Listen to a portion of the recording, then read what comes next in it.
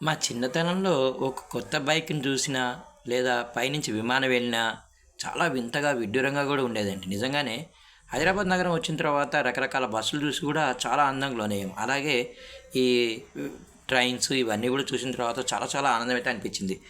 మా ఊరికి హైదరాబాద్ నుంచి ఎవరైనా వచ్చినట్టయితే చాలా గొప్పగా చెప్పుకునేవాళ్ళం. అలాగే హైదరాబాద్ వెళ్తుంటే కూడా చాలా వింతగా చూసేవాళ్ళం. అలా ఒకప్పుడు యూఎస్ ఉండేదండి. యూఎస్ వెళ్తున్నారంటే చాలా వింతగా ఉండేది. వాళ్ళ ఇంట్లో వాళ్ళు కూడా చాలా గొప్పగా మనకు చెప్తూ ఉండేవాళ్ళు. ఇవాళ రేపు యూఎస్ వెళ్ళి రావడం అనేది చాలా కామన్ అయిపోయిందండి. అది ట్రాన్స్‌పోర్టేషన్ పెరగడం కావచ్చు, ఏదైనా కావచ్చు కానీ. చాలా ఫ్లైట్స్ డైరెక్ట్‌గానే ఉన్నాయండి. ఈవెన్ హైదరాబాద్ నుంచి ఉన్నాయి, ముంబై నుంచి ఉన్నాయి, ఢిల్లీ నుంచి ఉన్నాయి గానీ చెప్తున్నాను మామూలుగా. అంటే ఇప్పుడు అంత వింతగా చూడడం, లేదా గొప్పగా చూడడం, లేదా యూఎస్‌లో ఉన్నారని చెప్పి గొప్పగా చెప్పేస్తుంటే వినేవాళ్ళు కూడా ఎవరు లేరండి. చెప్తుంటే మా వాళ్ళు కూడా ఉన్నారులే అని చెప్పే స్థాయికి మనం ఎదిగిపోయినాం. నిజంగానే ఇప్పుడు కొత్తగా స్టూడెంట్స్ నన్ను అడుగుతూ ఉంటారు. సార్ యూఎస్ ఎళ్ళాలా? కెనడా ఎళ్ళాలా? లండన్ ఎళ్ళాలా? అని చెప్పి.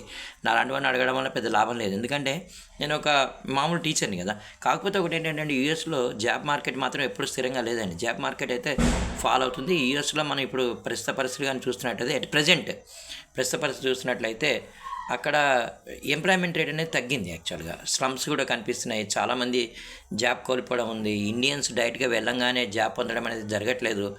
చాలా యూనివర్సిటీస్ కూడా విద్యార్థుల్ని మీరు ఇండియాలోనే ఉండి ఆన్లైన్ విద్యను అభ్యసించండి అని చెప్పి కోరుతున్నాయని కూడా నేను గమనించాను. తర్వాత యూఎస్ వెళ్ళంగానే జాబ్ వచ్చేస్తుందా అని చెప్పి కూడా మనకి నమ్మకం అయితే ఉండదు. ఒకటి హోమ్ సిక్ పిల్లలు ఫీల్ అవుతూ ఉంటారు ఒకవైపు.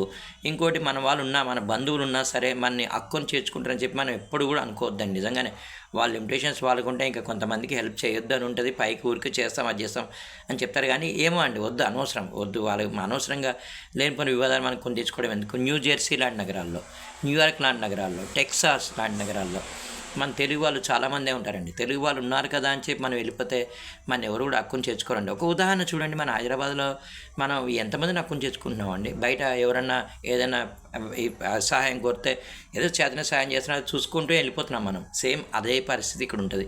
చాలామంది నాకు చెప్తున్నారు కదండి, మన హైదరాబాద్ నుంచి, మన తెలుగు రాష్ట్రాల నుంచి, తర్వాత ఇతర రాష్ట్రాల నుంచి వెళ్ళిన విద్యార్థులు చాలామంది అండి ఎన్నో ఇబ్బందులు ఎదుర్కొంటున్నారు. ఒక రూమ్లో నలుగురు ఉండడం, యాక్చువల్గా ఉండనీయరంటండి.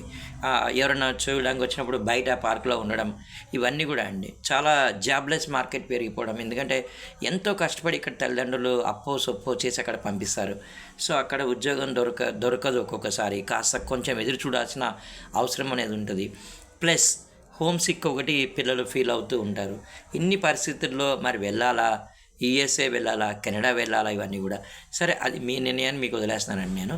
కాకపోతే ఏంటంటే ఇండియా చాలా గొప్ప గొప్ప అవకాశాలు కలిగినటువంటి దేశం అండి. మీ ప్రతిభని భారతదేశానికి ఉపయోగించండి.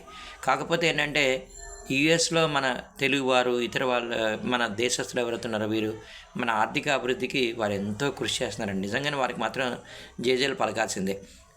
కాకపోతే మాత్రం ఇండియాలో ఉన్నటువంటి అవకాశాన్ని మాత్రం మీరు ఎట్టి పరిస్థితుల్లో కూడా మీరు కోల్పోవద్దండి.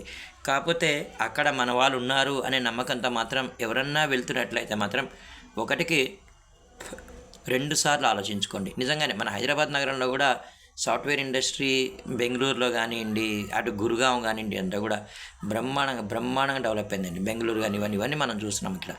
మొట్టమొదట ఇక్కడ అవకాశాల కోసం చూడండి. ఇక్కడ అవకాశం వచ్చిన తర్వాత వీళ్ళు మన ఏదైనా ప్రాజెక్ట్ మీద పంపిస్తే వెళ్ళడానికి మీరు ట్రై చేయండి. ఈ విధంగా వెళ్ళడం అయితే మంచిది.